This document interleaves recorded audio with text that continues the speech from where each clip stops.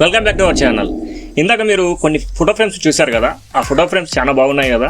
ఆ photo frames ఇప్పుడు ఎలా తయారు చేసాము, అసలు ప్రాసెస్ ఏంటి, అది మన ఇంట్లో కూడా చేసుకోవచ్చా, ఇలాంటి కొన్ని డౌట్స్ ఉంటాయి.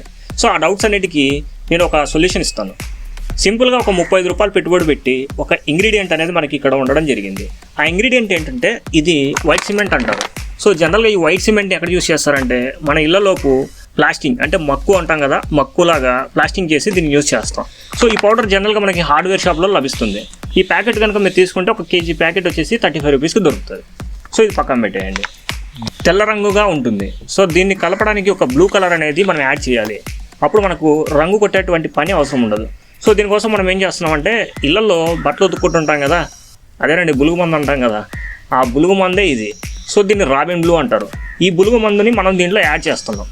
సో ఇలా యాడ్ చేయడం వల్ల ఏంటంటే ఫైనల్గా వచ్చినటువంటి ప్రోడక్ట్ ఏదైతే ఉందో ఆ ప్రోడక్ట్కు మనం కలర్ ఇవ్వాల్సినటువంటి అవసరం ఉండదు. సో అందుకోసం ఈ బ్లూ మందుని మనం వాడుతున్నాం. సో ఈ ప్యాకెట్ మనం ఓపెన్ చేసినట్లయితే ఈ విధంగా మనకి లోపల కలర్లో ఈ విధంగా ఉంటుంది. ఇది బ్లూ కలర్లో ఉంది కదా. సో ఈ విధంగా మనకు ఈ పౌడర్ని ఎంత యాడ్ చేస్తామో అంత బ్లూ కలర్ అనేది వస్తుంది. సో ఇది పక్కన పెట్టేసుకోండి.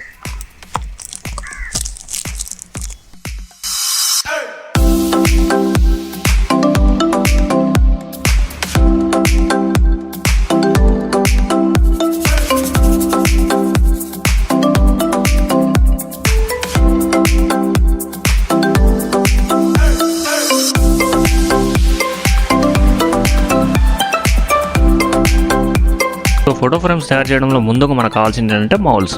ఈ మౌల్స్ కోసం మనం పెద్దగా కష్టపడక్కర్లేదు. మన ఇంట్లో ప్లేట్స్ ఉంటాయి కదా, స్టీల్ ప్లేట్స్, రకరకాల డిజైన్స్, దగ్గర ఒక 50-60 ఐటమ్స్ ఉంటాయి. సో ఆ డిజైన్స్ ఏవైతే ఉన్నాయో అవి మనం సెలెక్ట్ చేసుకోవాల్సి ఉంటుంది.